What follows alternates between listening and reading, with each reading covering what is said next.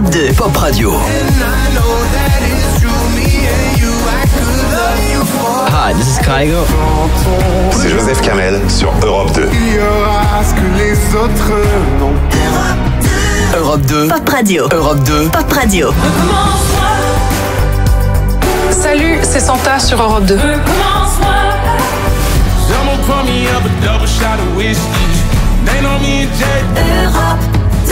Europe 2. Pop Radio.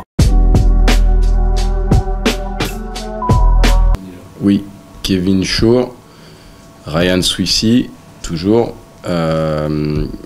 Isiaga Kamara, et puis Souleymane Cissé.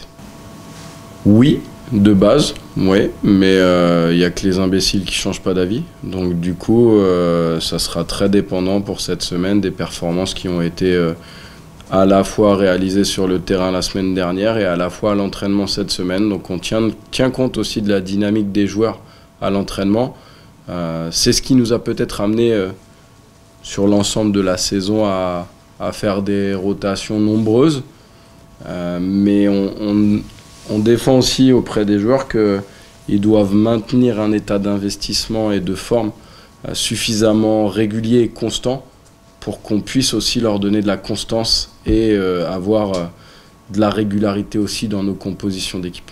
Oui, complètement. Sur le début d'année civile, hormis le match de Châteauroux, quand on encaisse plus de 2 buts par match, c'est très très compliqué de pouvoir faire des résultats. On l'a vu contre Boulogne et Quevilly, où du coup on arrive quand même malgré tout à marquer 2 buts et 3 buts, et on ne peut pas gagner parce qu'on en a encaissé trop. Donc ça c'est mathématique, et puis je pense que on le sait, toutes les équipes à un moment qui font des bonnes saisons complètes, c'est des équipes qui prennent peu de buts. Donc on a cette qualité aujourd'hui et cette capacité à être dans l'abnégation défensive qu'on n'avait pas perdue, mais on faisait plus d'erreurs, on était moins précis, on était peut-être un peu plus friable à un moment. C'est un peu moins le cas, même si vendredi dernier, le but qu'on encaisse, il vient clairement d'une erreur pas défensive, mais sur le fond, c'est un but qu'on ne doit pas encaisser. Est-ce qu'il y a un impact mental direct ou vraiment un impact de performance sur le terrain? Moi, je dirais qu'il y a les deux, parce que le niveau de performance de certains sur les derniers matchs n'a pas été forcément non plus à la hauteur de nos espérances.